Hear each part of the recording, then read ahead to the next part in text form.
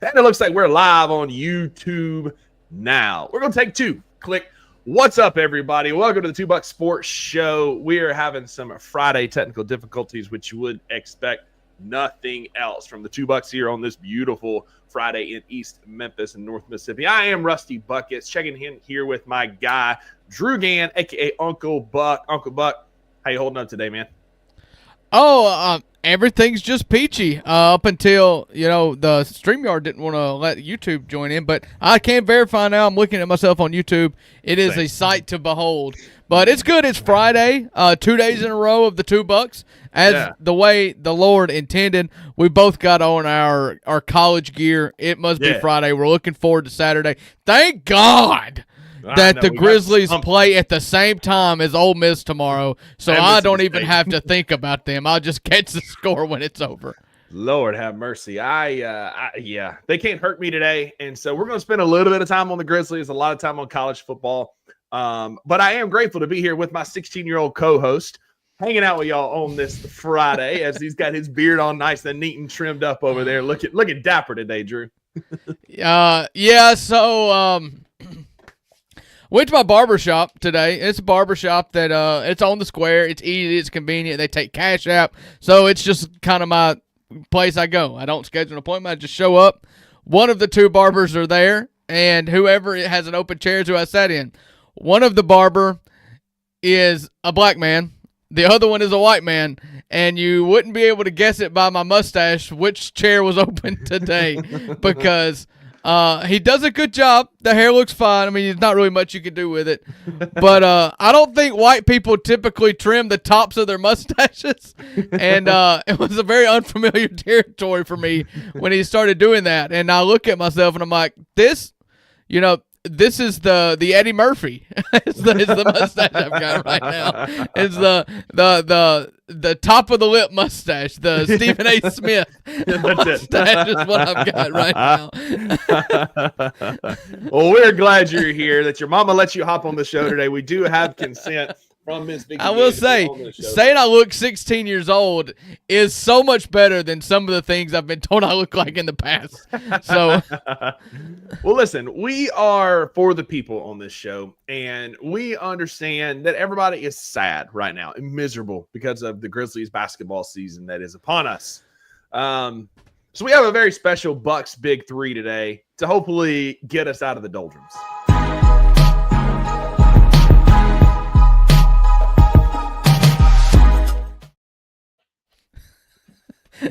King Meeks knows where we're going in this Grizzlies segment in the comments. If you're not in the comments, get in the comments. King Meeks is here. He's going to have a lot of friends as this show goes on. There was a little confusion with the stream, so if you think it's only King Meeks going to be in the comments today, you're sorely mistaken. We'll have friends.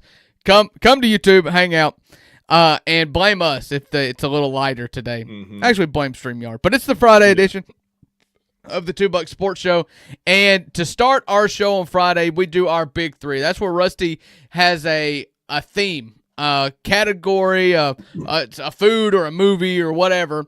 It's just something that he just makes up out of thin air. And we pick our Big Three out of that category. And today is the antithesis of the Grizzlies, if I'm reading correctly. It is. We are going to pick three things that bring us joy, that give us happiness in this life, because the Memphis Grizzlies ain't one of them. Spoiler alert. But we thought that today we could start our show off a bit lighter with some things that bring us happiness and joy. So, Drew, I'll let you go first. What's the first thing that comes up that gives you joy when you're not feeling it with the Memphis Grizzlies? Well, this is really simple. It is low-hanging fruit. But it's the first thing that popped in my head, which is the reason why it's the first thing in my head. It's the thing that makes me the happiest, and that's that Christmas tree cakes are back at Walmart. As soon as Halloween was over, the Christmas tree cakes came up, and it's funny, those that are new here don't understand. Like when Jared Davidson decided to get in the chat the other day and was like, "Did you guys know that they had Christmas tree cake flavored gingerbread cookies?" And I was like, "Buddy, do we know?" We have done a whole show around taste testing the different Christmas tree cake flavored goodies.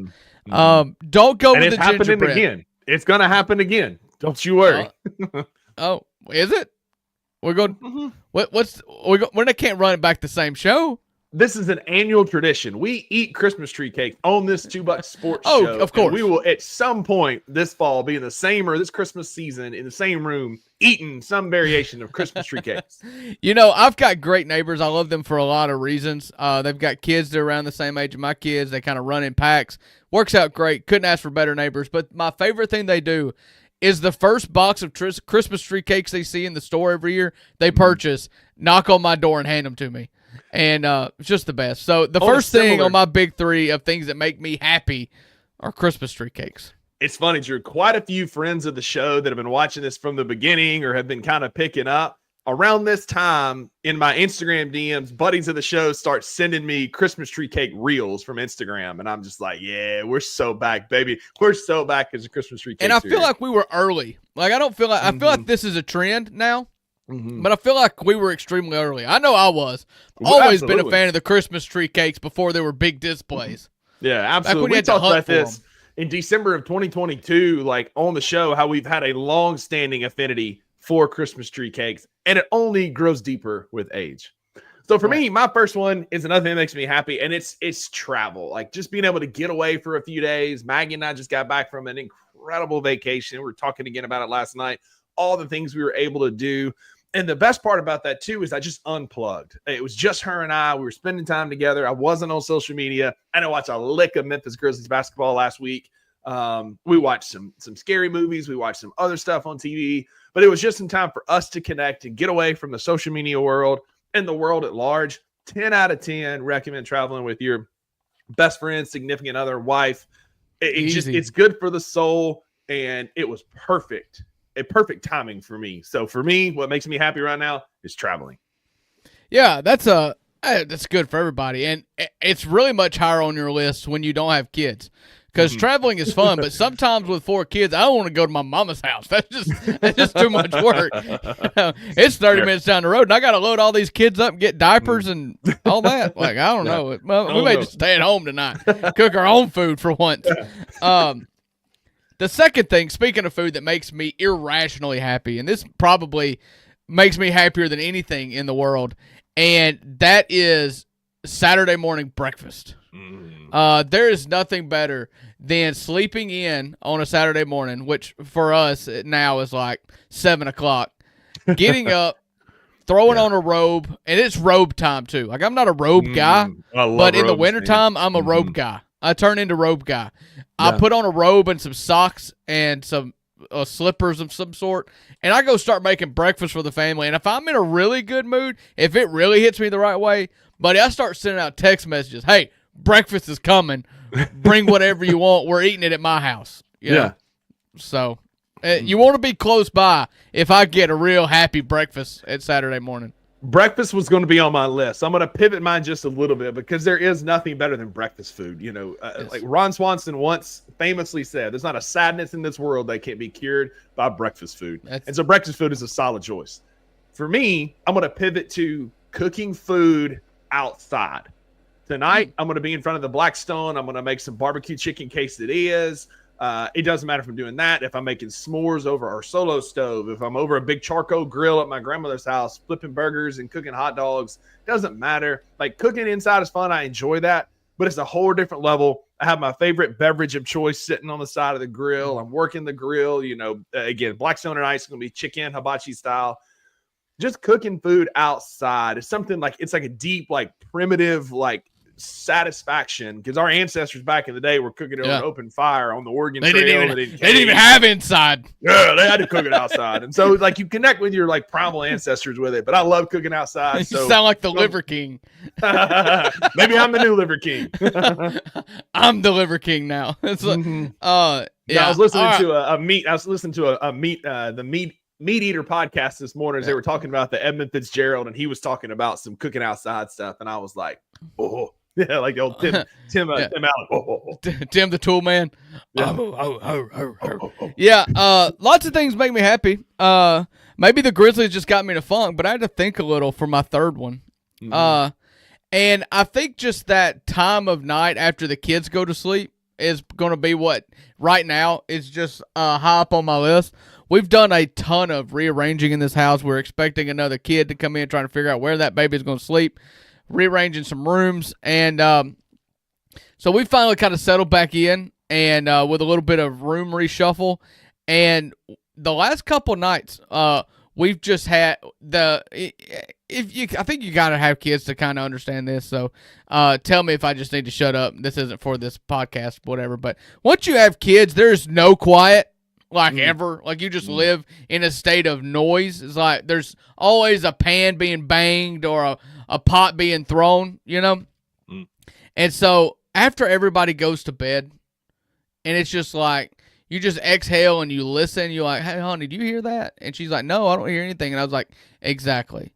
That's when, like, the adult part of the night starts, and we just get to, like, pop some popcorn and throw a, Family Feud or something on the TV. It's great.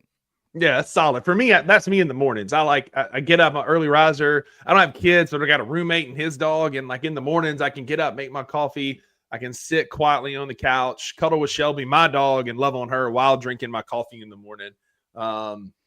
So I can appreciate quiet time like that, even though I don't have kids. Oh, I have one more. I just thought about this.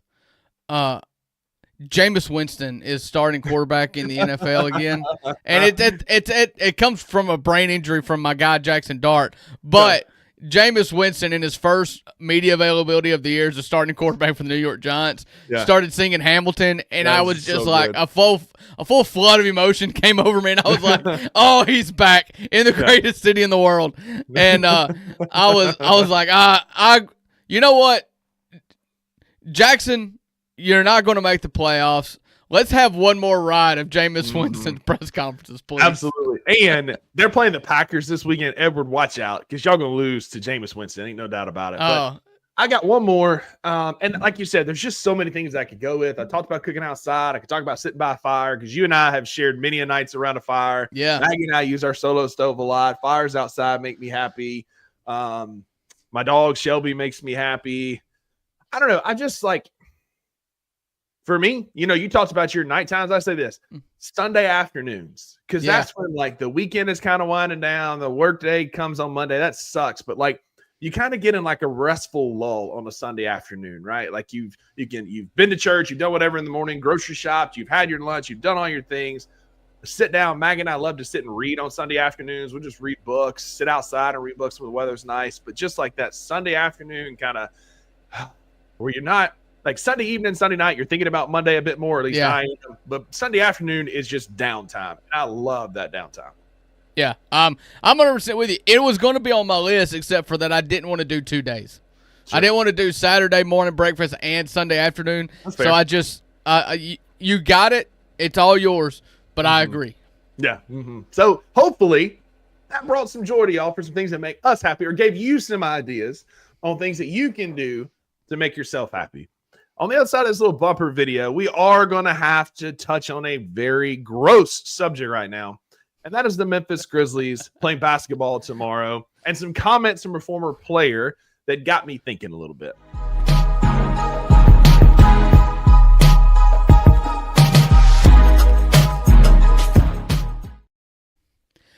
Happy Friday, everybody. Thank you for tuning in to the $2 Sports Show. I've got my guy Rusty here with me again. The $2 as God intended. We spent our first segment talking about our big three, our favorite things to do that make us happy. And listen, and there's no better way. As I say on Best in Beef, what goes up must come down. Yeah. And what is always bringing us down now is the parental advisory warning for this next segment, because we're going to talk about some sensitive subjects, right? Like some things that are just tough.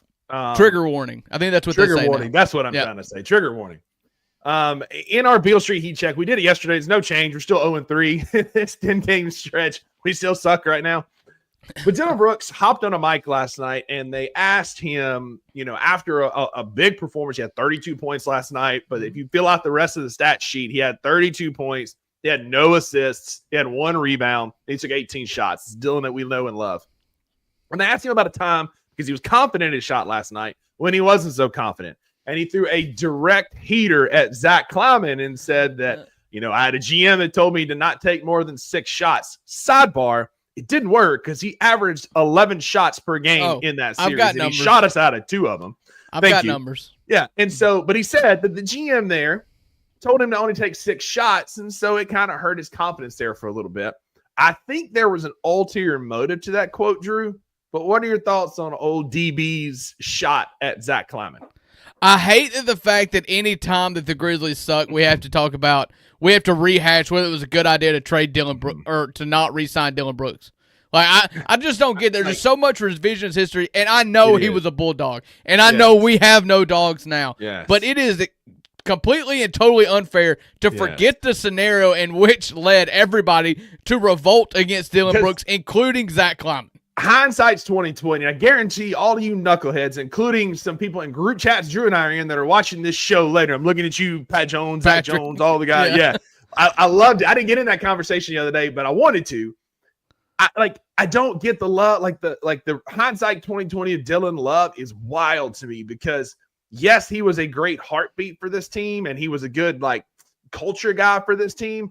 But my brother in Christ, all of us were calling for him to be traded after he poked the bear of LeBron James.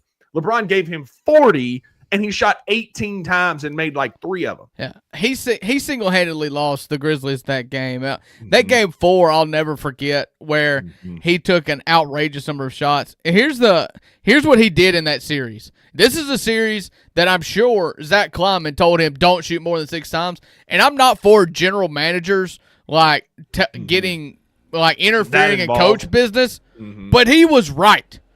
In game 1, Dylan Brooks was 5 of 13, 2 of 9 from 3. In game 2, Dylan Brooks was 5 of 14 from the field, 2 of 6 from 3. In game 3, 3 of 13, 1 of 5. Game 4, he was 4 of 11, 1 of 7. Game 5, he was 3 of 15, 2 of 10. In game 6, he only took 11 shots, 4 of 11, 2 of 5 from 3. Dude, those are concert dates. I don't like quoting other Memphis media personalities, but I can't say it any better than Chris Vernon did at the time. Make more or shoot less. and you didn't. I cannot stand. Yeah, did we lose the Bulldog? Yes, we lost the Bulldog. Yes, we have missed since when it comes to having that Bulldog on the team. But what Dylan Brooks was also was a flamethrower with a water gun. And he shot us out of basketball games. And the dog that we praised got suspended for a game for decapitating Gary Payton Jr. in one of the nastiest plays in playoff basketball I've seen. In a pivotal moment where we didn't need that to happen. The guy has no basketball IQ. And so I'm not going to go that far. He's just kind of in the Draymond Green cloth, which is why they butt heads. He has no EQ, no emotional intelligence. He has IQ, no emotional intelligence. But the problem wasn't trading Dylan Brooks. It's the fact that we're letting Dylan Brooks walk. The problem was we didn't do anything to backfill that void. And we're still struggling. We still don't have any good wings. And so because of that, and Cedric Coward notwithstanding in that comment, but because of that, people can look back and say, oh, I miss Dylan Brooks because at least he was competent at something. He was a good mouthpiece. He's a good culture guy. We haven't filled it with a good wing since then. So people see that void and they try and fill it with revisionist history. And it's just not what the reality was. Now, I don't know. I don't remember who I saw this morning, and I wanted to get your thoughts on this. And I can't give credit because I don't remember where I saw it on Twitter. So it's not my original take, but it's got me. There's a button that's a bookmark button you can hit. And I usually hit it, but I saw it. I was at the gym, and anyway, it's gone.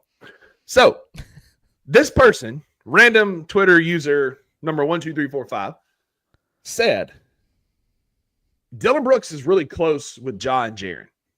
We know that Ja and Jaren aren't leaders. Ja is too moody to be a leader. Jaren is too passive and zen to be a leader. Maybe this is Dylan's way of kind of giving them a bone, taking some of the heat off of them a little bit by throwing a dart at Zach Kleiman. I'm not saying I agree with it. I just thought I thought it was an interesting perspective. You got any thoughts on that? You think Dylan was trying to help out Ja and Jaren who aren't necessarily vocal, or was he just truly taking a shot at Zach Kleiman? He was just truly taking a shot at Zach Kleiman. Yeah. He is stewed over that ever since it happened. How dare he tell me to shoot less? This is the playoffs, and I'm open. The coach is telling me to, which is true. I think Taylor Jenkins never told the guy to stop shooting, but no, I don't think that there's like some altruistic subtext to that from Dylan Brooks. I think Dylan Brooks is salty that he was told to quit shooting the ball because you were going to dent the rim before you made one. And I believe he did knock that rim off kilter. No, but the Memphis Grizzlies, you just said that he has low emotional intelligence, and then you ask me if he's just trying to subtext his way into his friend, like getting him back on his horse. No, I don't. I'm just asking the questions that the people are putting out there. I thought it was kind of a silly take myself. But the Memphis Grizzlies do play basketball tomorrow night, 4 p.m. Central in Cleveland. It'll be on FanDuel. Drew, I've got a stat for you. Cleveland! I got a stat for you. Okay. Since taking over as the interim head coach, oh God, Tomas Isolo against teams that are above 500 is 1-17. I thought it was going to be 0. It's 1. I don't remember who the one winner. No, maybe it's 1-18 now after the Boston game, but it's like 1-17. But 1-18. Boston was not above 500. So then they beat us by 40, and they were 5-7. So they're 1-17. Cleveland is 8-5. Let me do a little quick math. That's above 500. There's a world that we could find a way to win tomorrow night, but like what I've seen leading up to this over the last couple of weeks is a coach who is clueless. Like I said yesterday, he doesn't know what he's doing, so he's just trying to have us do it quickly. Players who aren't bought into a system, and I can tell you, we can hate on John and Jaren all we want. There is some blame to go there for them not trying. Absolutely. But like I have been in systems before, like at work, at different places that I was working at, where it's just like, this doesn't work. Nobody's happy. It's a miserable place to work and be. Yes, these guys are getting paid millions to play basketball, which is the game. But there's something to be said about having a toxic work environment, which may be what they're in because the system sucks. It's buggy and it's hard. I can see frustrations when no matter what you're doing, like if you're on an absolute heater, you're finally getting a rhythm. It doesn't matter. You look up the scores table and the next round of players are coming in 3 or 4 minutes later. Here comes Cam Spencer. That's it. Like you're finally getting a rhythm. Well, dang, I got to go out so that John Conchaw or Cam Spencer can come in. But what I've seen so far, Drew, like I don't know that we're going to find that elusive second win against a team above 500. His team hadn't beat a good team in 2 years. Mm-hmm. That goes back to Taylor Jenkins. That offense did not allow you to beat good teams last year, and now the team is just checked out. And just to be fair and to show one more time that we are criticizing all parties involved. Just because you're miserable at work doesn't give you a pass to do crap work. Right. It doesn't mean you can no call, no show, and be excused. But I do think that they have a reason to be unhappy at work. You still owe it to the fans and the people that watch to give effort, and that's not what they gave in Boston, and so they deserve a ton of criticism as well. But no, I don't think we're going to beat Cleveland, and I don't think that we should expect them to beat Cleveland because, honestly, what are you setting yourself up for if you say, oh, we have a chance? Cleveland, they're going to go fight for Ty Jerome and all the. You can find your way. We're fans. It's short for fanatic. We can, if we want to, find a way to be excited about our prospects on the road against the Cleveland Cavaliers tomorrow night.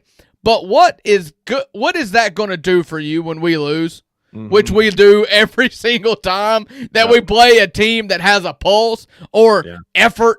Like we lose, and then you're like, oh crap, why did I do that? Let me save it to you on the front end.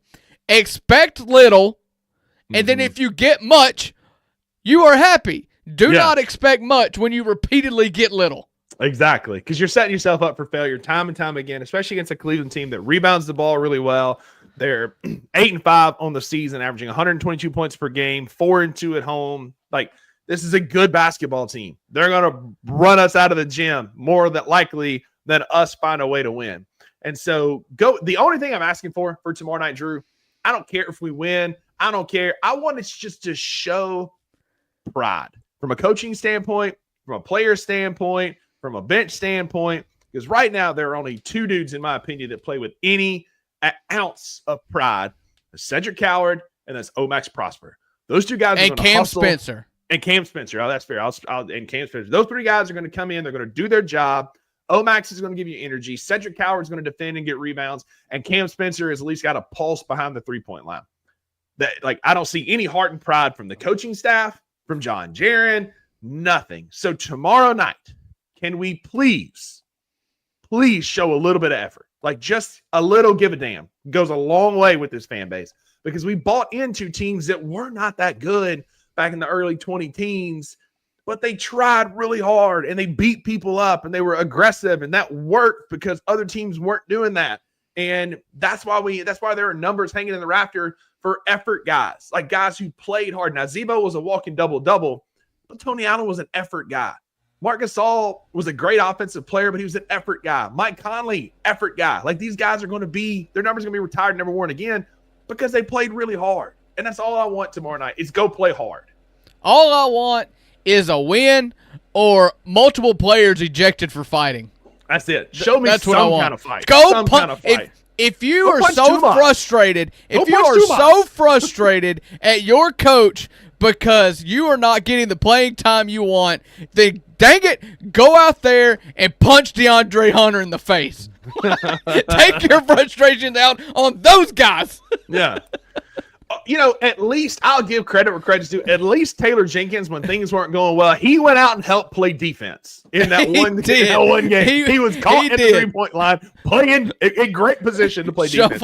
He's doing a shuffle. Shuffle his feet. He was low, had arms in front of him, athletic position. He was ready. All Tomas does is chew on his lip and stand there with his arms folded. You used to criticize Taylor Jenkins for standing still, looking at the scoreboard with a Waffle House menu, and the only thing that T.I. does different is he doesn't have a Waffle House menu. No, he just chews on his lip. I'm not convinced that he speaks good enough English to coach during the game because he just stands there. I mean, at least yell at somebody. He doesn't challenge. He doesn't call. He knows how to call a timeout. That's all he does. He's just shown me absolutely nothing. And I bought in. I listened to Wayno and all these people, and I bought into what he could be. Don't blame Wayno. I'm not. I'm saying I listened to him. I listened to the videos. I bought in only for him to have shown me nothing. And if he continues to do the same thing over and over again, we're 25, almost 25 games into this.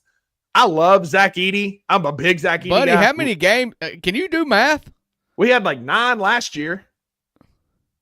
And you're counting last year. Okay, I'm counting I don't his count entire last year. tenure. I'm I don't counting count his last entire tenure because it didn't work then. It didn't work in the summer league. It ain't working now. I'm frustrated at the product what we've gotten. And I love Zach Edey. I love Ty Jerome, but neither of them guys are going to walk in and all of a sudden we're going to be a good basketball team. They're good. They're good at what they do. I think Ty Jerome can help with spacing. Zach Edey will help with some rebounding. But this team is just not deep. Not deep enough, man. This team is not going to win games just because Zach Edey and Ty Jerome show up. Mm-hmm. Nope. That's what I'm saying. That's what I'm letting that hang because I agree. And I'm glad you're just agreeing because you might have said in an alternate universe that I was hating on Zach Edey there. I still like Zach Edey. And Zach Edey is going to help tremendously, but it ain't going to be enough. I mean, we could go back in time and pull Dennis Rodman and we could pull singular guys here and there and put on this team. I mean, if you want to go fight, you can go get Rodman and Bill Laimbeer or something. Look at him. It still ain't going to help. It's just maddening. We went through the 2-man, 3-man, 5-man yesterday lineups, and it's just maddening how little our two best players who give us the best chance at winning play together. Philip in the comments. No, I'm not going to try that last name. I appreciate you, Philip. But here in the comments says we should have traded for Jalen Duren. Maybe. But at this point, I'm not ever going to say trade for somebody who's a dog. Like, it obviously, there's something within the four walls of the FedEx Forum and the locker room and practice facility that takes the dog out of people. I mean, when you've got media members of other teams asking, do the Grizzlies even practice? Like, things aren't going well. Hey, if you don't know what you're doing, you better do it quickly. That's it, brother. We just practice real fast, and that's it. It's like, did you read the book? Well, I skimmed. That's what practice is. That's it, 100%. All right, I'm done talking about the Grizzlies. We're going to get Cavs by 90 tomorrow. I love this team. They're on my wall, but Cavs by 90 tomorrow. On the other side of this commercial because Stone Cold said so. Daggum right. We're going to talk about some college football on the other side of this commercial break because I need that in my life right now.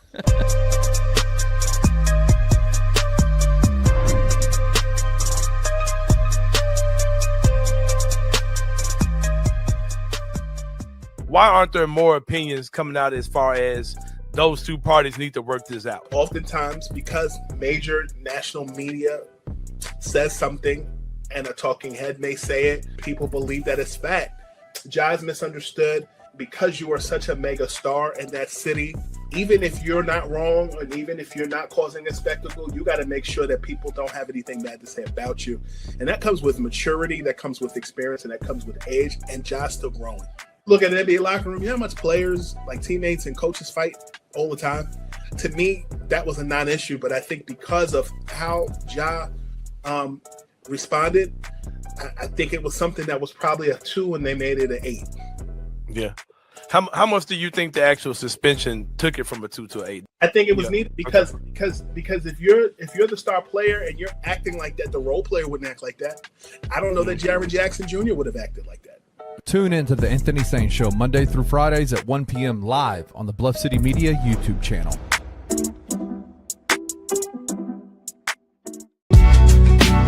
In the heart of the Highland Strip for 27 years, Trilogy Tattoo has helped tell stories for Memphians for generations.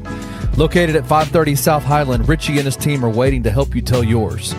From tattoos to piercings, your body art should be as unique as you are. Voted a Memphis Flyer top 3 tattoo shop in the city of Memphis since day one. Your story will be safe here at Trilogy Tattoo. Open 7 days a week, Monday through Saturday, 11 to 11, and 3 to 11 on Sundays. They have convenient times waiting on you. Let Trilogy Tattoo help you tell your story.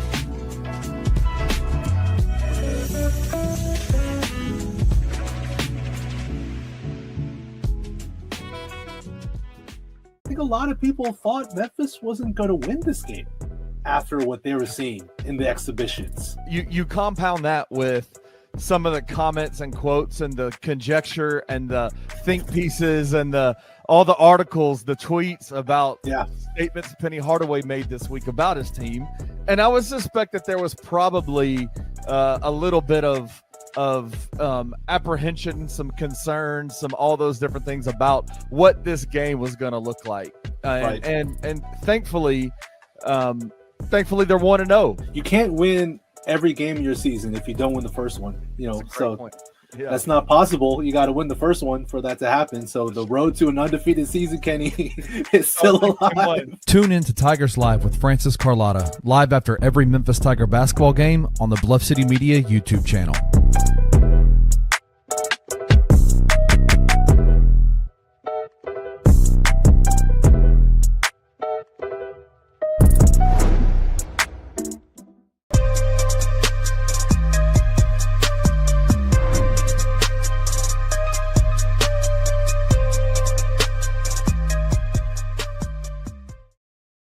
Welcome back to the 2 Buck Sports Show. I'm Uncle Buck, joined with Rusty Witten over here to my left. It's good to see him, but I need to make a comment real quick. This commercial break just played, and I hope you guys listen very closely because we've got a lot of shows on this network that are really good, but I got to poke holes in something that Francis said.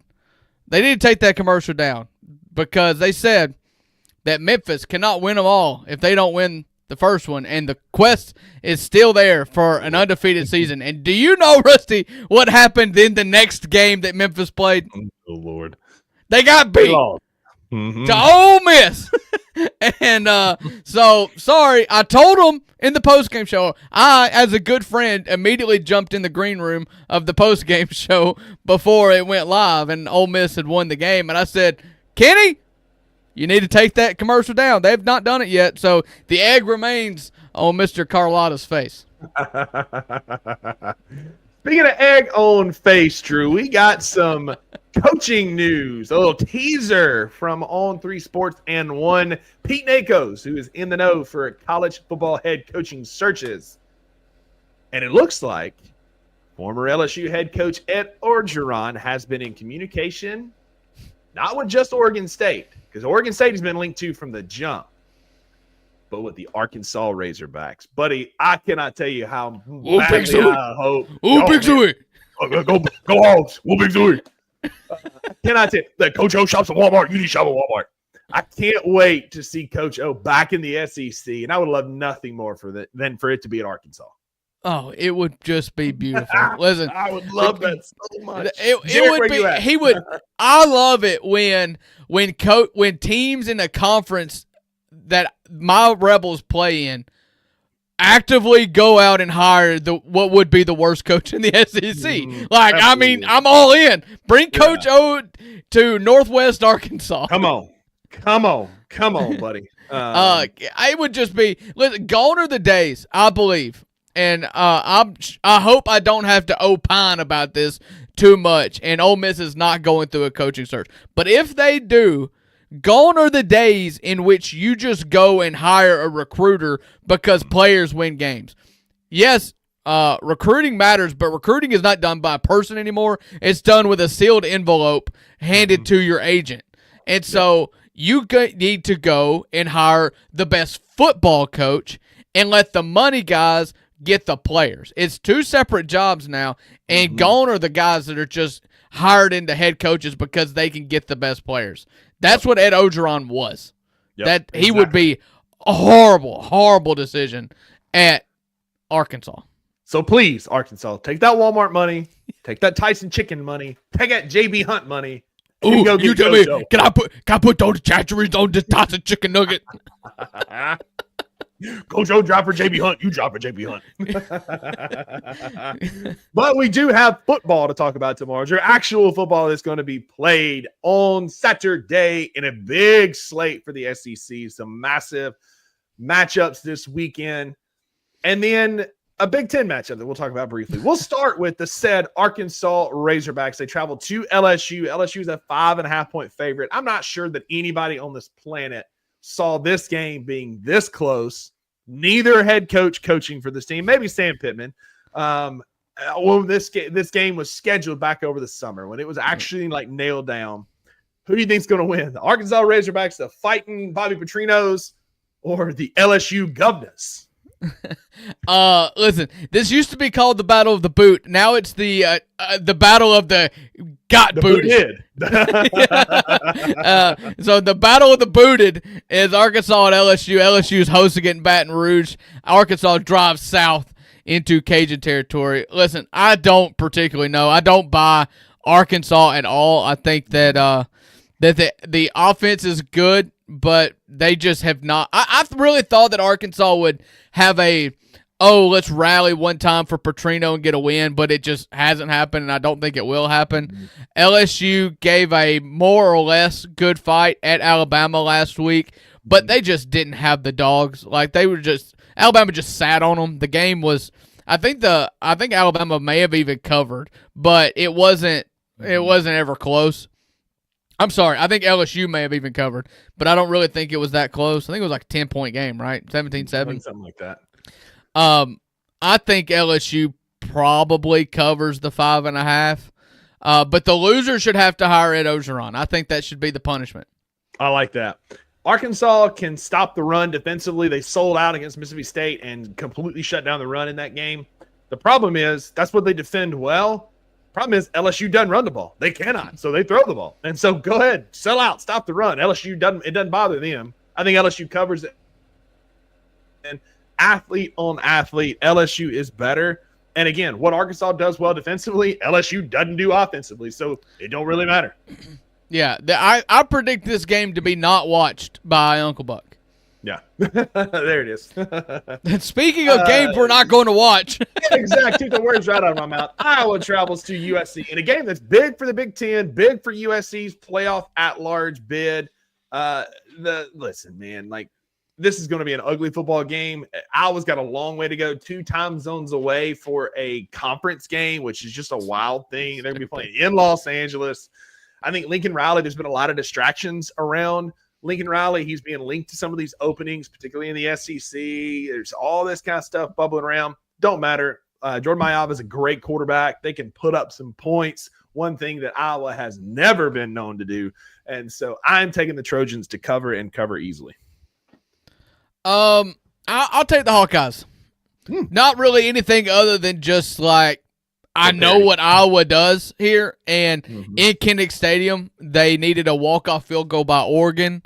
Iowa, when they're good, they force you to play their style of ball, and their style of ball is low scoring, which makes me not want to take 7.5 to take 7.5 as for USC.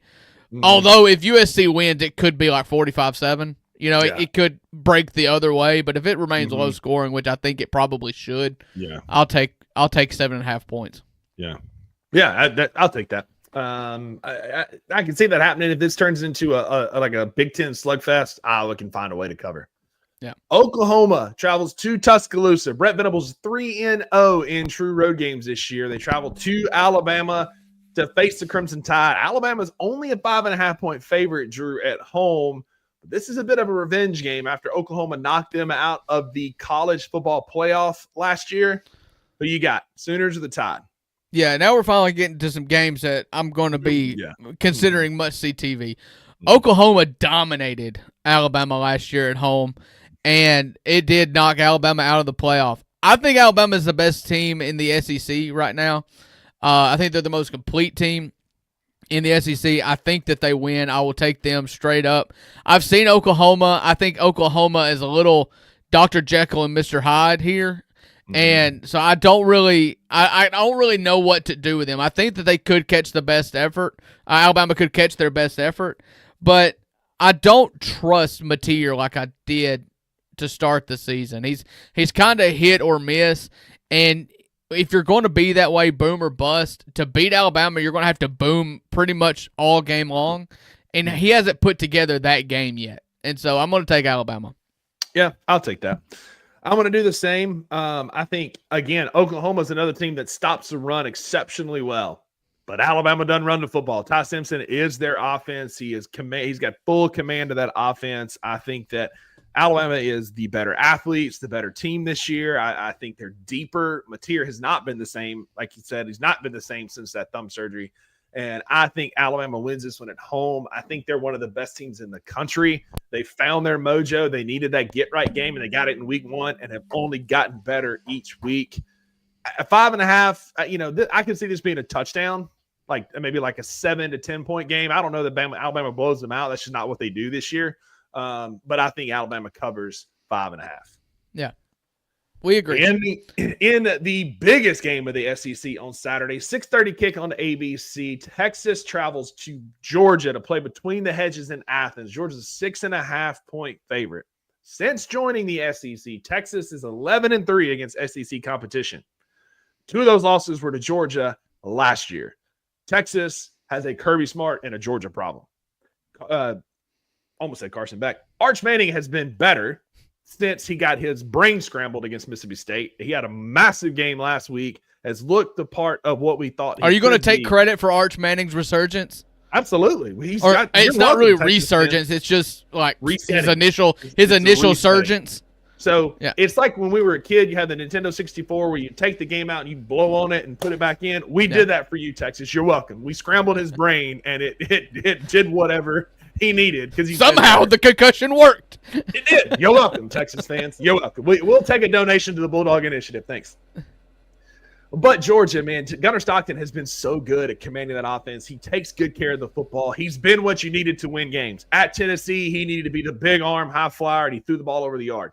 in other games, he's just taking control and commanded and just played really well against Ole Miss and against Alabama, even in that loss. Like, he has played what exactly Georgia has needed week in and week out. I think Georgia's the better team. I think Georgia's deeper. I think Kirby Smart's got his team possibly peaking at the right time.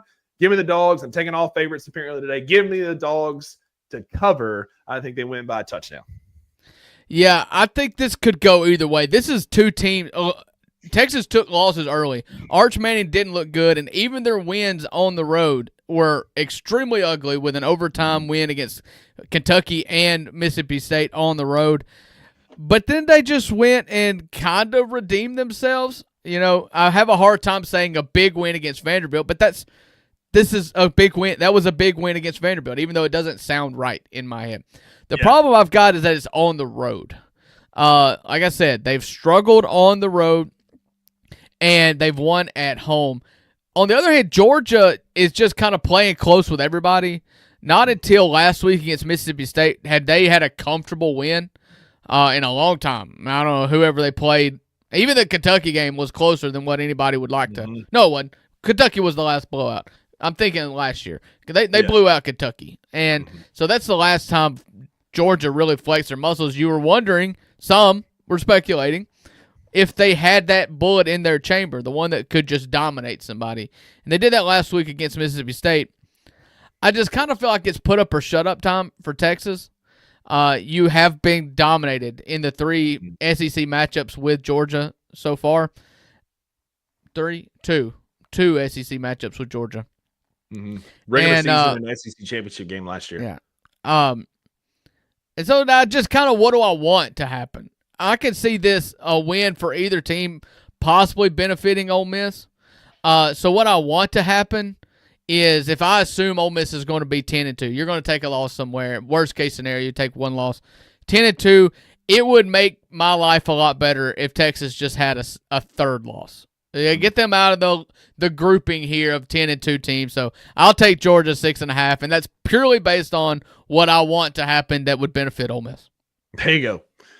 And speaking of Ole Miss, the Lane Kiffin Bowl, Florida, who, if you read the message boards, it's a done deal. He is going to Florida. He's minus 300 betting odds. Like, I don't care about betting odds. I also don't care about message boards. Right. That's how it looks. Yeah. Lane does not sign an extension in Oxford. All the tea leaves and all the people out there reading it doesn't matter. Florida travels to Ole Miss where they're actually going to play football. Florida is an 11.5-point road underdog as they head to Oxford in the Grove. Drew, can your Rebels cover against Florida? Can they? Absolutely. They can cover. Listen, the thing about this game is always the distraction. Like, in a perfect scenario, Lane Kiffin would love Ole Miss the way that I love Ole Miss, be happy at Ole Miss, the way that I've chosen to find happiness being an Ole Miss fan. Yeah. Notice I said chose happiness. And he would just sign an extension. This would be just about the football game on the field. It's not.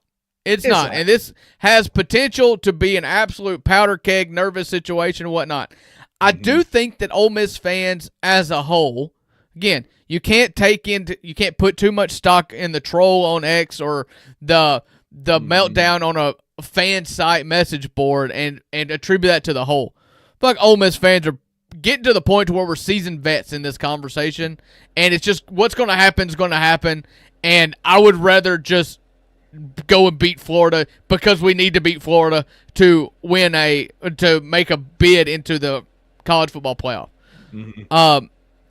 I think that the team views this more business-like. It's not an emotional team like last year was with Jackson Dart was able to get rattled in Gainesville last year, throw a bunch of late picks, trying to do too much. There's just something about this team that beats teams that it should beat. You haven't had the weird game yet in which Ole Miss is going to Ole Miss.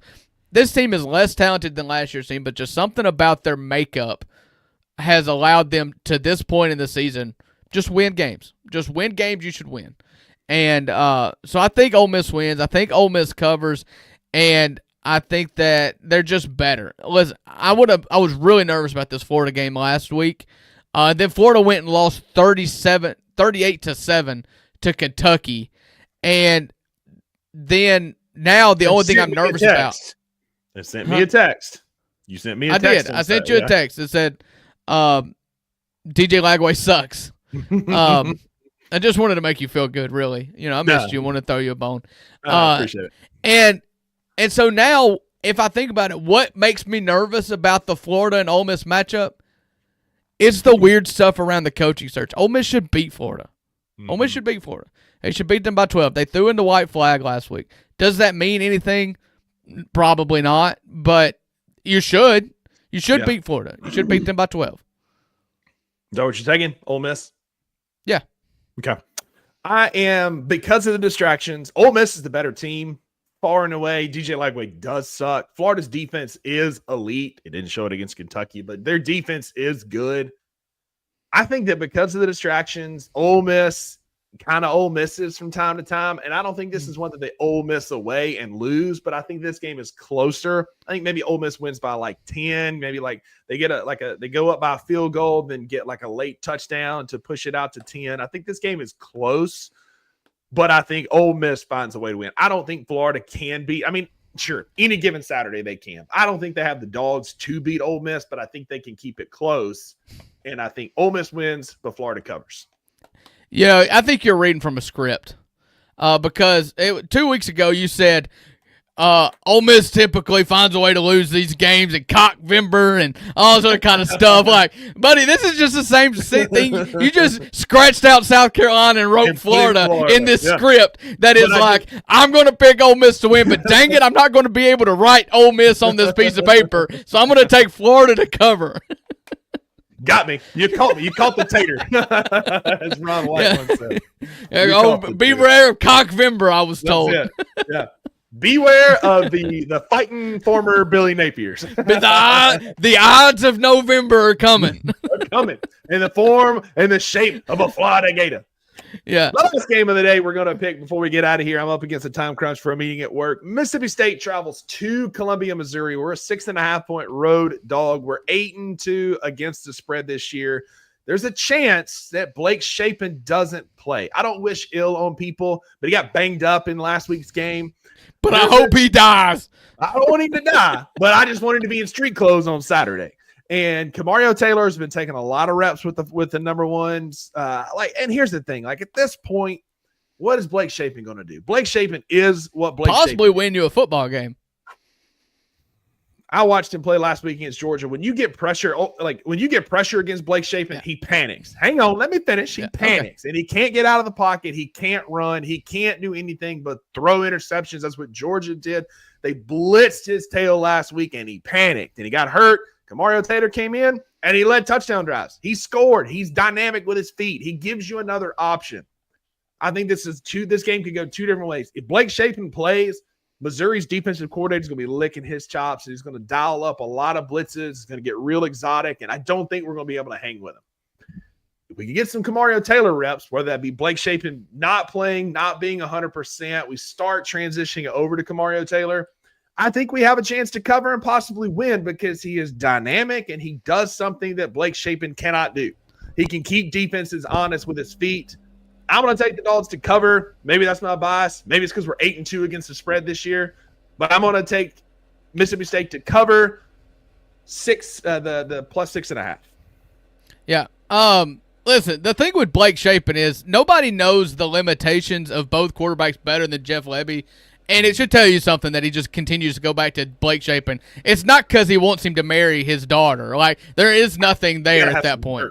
He's got to have some dirt on it. There's just it says something about the readiness of Kamario Taylor. It does. You just can't take it another way. And they're a light and dark difference, but you also can't blame Blake Shapen for getting drilled in the face by 3 defensive linemen every time he takes a snap. The offensive line is not great, but at least Kamario Taylor gives us something else. At least it's a little bit dynamic to where it's one-dimensional, but it's something else. It's so, but he's got the arm. Yes, he gets excited and makes some overthrows, but he's made some darn good throws this year so far, and I want to see more of it. At least give us a chance to win because he's more mobile than Blake Shapen.